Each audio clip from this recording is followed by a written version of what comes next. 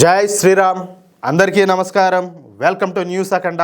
నేను మీ కస్తూరి శ్రీధర్. మిత్రులారా, చాలా రోజుల తర్వాత మన అజిత్ దోవల్ గారు కొన్ని సంచలన వ్యాఖ్యలే చేశారు. న్యూస్ మాత్రం చాలా బాగుంటుంది. ఓకేనా? అజిత్ దోవల్ గారు మన దేశ జాతీయ భద్రతా సలహాదారుగా ఉన్నారు. ఈయనను ఇండియన్ జేమ్స్ బాండ్ అని కూడా పిలుస్తారనమాట. ఇక్కడ మీకు ఒక విషయం చెప్పాలా, అజిత్ దోవల్ గారికి ఇండియన్ జేమ్స్ బాండ్ అని చెప్పేసి పేరు పెట్టింది మన దేశానికి సంబంధించిన వాళ్ళు కాదు, సాక్షాత్తు అమెరికన్ ఇంటెలిజెన్స్ ఏజెన్సీ అయినటువంటి సిఐఏనే అజిత్ దోవల్ గారిని ఇండియన్ జేమ్స్ బాండ్ అని చెప్పేసి సంబోధించడం మొదలుపెట్టింది. ఇక అజిత్ దోవల్ గారు ఒక ఐపీఎస్ అధికారి అనమాట. 2004-2005 కాలంలో ఇంటెలిజెన్స్ బ్యూరోకు డైరెక్టర్గా కూడా పనిచేశారు. అంతకుముందు దాదాపుగా దశాబ్ద కాలం ఆ సంస్థ యొక్క కార్యకలాపాల విభాగానికి అధిపతిగా బాధ్యతలు అయితే నిర్వర్తించినారు. 1968 కేరళ కేడర్ బ్యాచ్కి చెందినటువంటి రిటైర్డ్ ఇండియన్ పోలీస్ సర్వీస్ అధికారి అయినటువంటి మన దోవల్ గారు ఉగ్రవాద నిరోధక అలాగే రహస్య కార్యకలాపాలకు చేసినటువంటి కృషికి చాలా గుర్తింపే పొందినారు. 1989లో కీర్తి చక్ర శౌర్య పురస్కారాన్ని అందుకున్నటువంటి ఆయన రెండవ అత్యున్నత శాంతికాల సైనిక గౌరవాన్ని అందుకున్నటువంటి మొదటి పోలీస్ అధికారి అయినారనమాట. ఇకపోతే 2009లో ఆయన న్యూఢిల్లీలో వివేకానంద ఇంటర్నేషనల్ ఫౌండేషన్ అనేటటువంటి ఒక స్వచ్ఛంద సంస్థను స్థాపించారు. అంతేకాదు జాతీయ భద్రతా సలహాదారుగా నియమితులయ్యే వరకు దాని డైరెక్టర్గా కూడా పనిచేశారు. సరే, మన నరేంద్ర మోడీ గారు 2014లో ప్రధానమంత్రిగా పీఠాన్ని అధిరోహించిన దగ్గర నుంచి అజిత్ దోవల్ గారు నేషనల్ సెక్యూరిటీ అడ్వైజర్గా బాధ్యతలను అయితే నిర్వహిస్తున్నారన్నమాట. అయితే చాలా రోజుల తర్వాత మన అజిత్ దోవల్ గారు కొన్ని సంచలన వ్యాఖ్యలే చేశారు. అది కూడా మన దేశ చరిత్ర గురించి, మన దేశ సంస్కృతి సాంప్రదాయాల గురించి, అలాగే మన దేశ ఆచార వ్యవహారాల గురించి మాట్లాడినారు. అంతేకాకుండా మన హిందువుల కట్టుబాట్ల గురించి, హిందూ వ్యవస్థ గురించి, మన ఆలయాల గురించి కూడా తనదైన స్టైల్లో వివరించారు. ఈ సందర్భంగా ఆయన మాట్లాడుతా మన భారతదేశం ఎన్నో త్యాగాల ఫలితమని, వాటి వెనక ఉన్నటువంటి బాధ, అవమానం, నష్టాలను మన యువత ఎప్పటికీ కూడా మర్చిపోకూడదని చెప్పేసి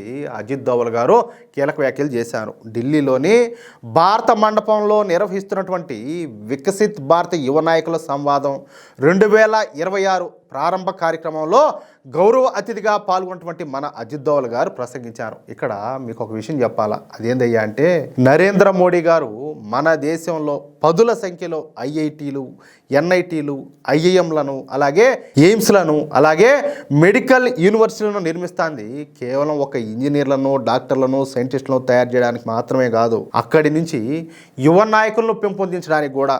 అర్థం చేసుకోండి, ఓకేనా?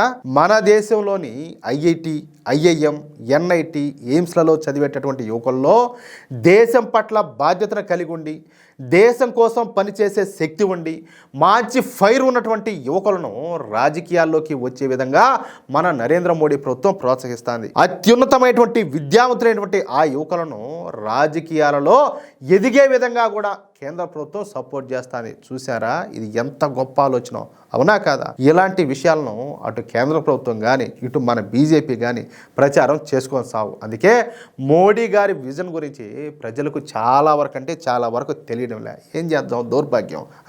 సరే, ఇక న్యూస్ విషయానికి వస్తే మన అజిత్ దోవల్ గారు ఈ యువ కిషోరాలతో మాట్లాడుతా చరిత్ర నుంచి పాఠాలు నేర్చుకొని శక్తివంతమైనటువంటి సమాజాన్ని అలాగే దేశాన్ని నిర్మించాలని చెప్పేసి యువతకందరూ కూడా పిలుపునిచ్చారు. మన దేశ స్వాతంత్ర్యం ఏదో ఒక రోజులో సాధించేటువంటి విజయం కాదు. మన ముందు తరాలు ఎన్నో త్యాగాలు చేసి వాళ్ళ జీవితాలను ఫణంగా పెట్టి వాళ్ళ కుటుంబాలను కూడా వదిలేసి ఎంతోమంది మహానుభావులు పోరాటాలు చేస్తేనే మనకు స్వాతంత్రం అనేది సిద్ధించింది. ఈ క్రమంలో ఎంతోమంది హత్యలకు గురైనారు, వేలాది మంది ఉరికంబాలు ఎక్కినారు, మన గ్రామాలు కాలిపోయినాయి, మన నాగరికతను ధ్వంసం చేసి పారేశారు, మన పవిత్రమైనటువంటి దేవాలయాలను దోచుకున్నారు. అయినా సరే మనం మౌనంగా నిలబడినాం, అంతే తప్ప ఎవరిని కూడా మనం అయితే తప్పు పట్ల. చరిత్ర నుంచి వచ్చేటటువంటి ప్రతీకార భావన ఒక శక్తివంతమైనటువంటి ప్రేరణగా మారాల. మనం గొప్ప భారతదేశాన్ని నిర్మించడం ద్వారా మన దేశాన్ని, మన సంస్కృతిని, మన దేవాలయాలను నాశనం చేసినటువంటి దూర్తులపైన విజయం అయితే సాధించినట్టు అవుతుంది. అయితే ప్రతి దానికి చేతులు కట్టుకుని కూర్చుంటే ఈ రోజుల్లో పనులు అయితే జరగవు. అవసరమైతే దెబ్బకు 2 దెబ్బలు కొట్టాల్సిందే. మనది చాలా గొప్ప నాగరికత. మన నాగరికత ఎప్పుడు కూడా ఇతరుల ప్రార్థనా మందిరాలను ధ్వంసం చేయమని చెప్పాల.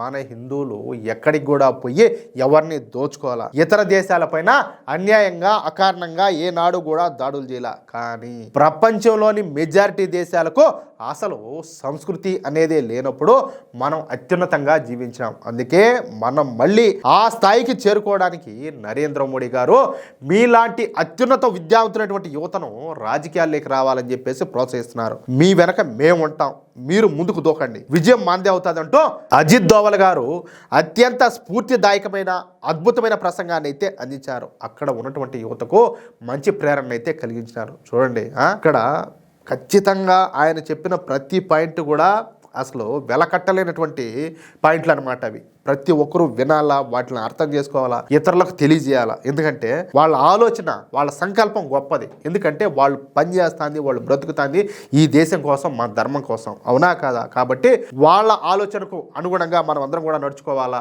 వాళ్ళతో కలిసి మనం పనిచేయాలని చెప్పేసి మిమ్మల్ని అందరినీ కూడా నేను కోరుకుంటున్నా. మిత్రులారా, ఈ న్యూస్ కనుక మీకు నచ్చినట్లయితే ఖచ్చితంగా ఈ న్యూస్ నలుగురికి షేర్ చేయండి. అలాగే ప్రతి ఒక్కరు కూడా మీ యొక్క అమూల్యమైనటువంటి అభిప్రాయాలను తప్పనిసరిగా కామెంట్ రూపంలో తెలియజేయండి. ఇంకో విషయం ఏంటంటే, ఇంతవరకు మీరు గనక మన ఛానల్ను సబ్స్క్రైబ్ చేసుకున్నట్లయితే ప్రతి ఒక్కరూ కూడా మన ఛానల్ను సబ్స్క్రైబ్ చేసుకోండి, సపోర్ట్ చేయండి ప్లీజ్. జై శ్రీరామ్, జై హింద్.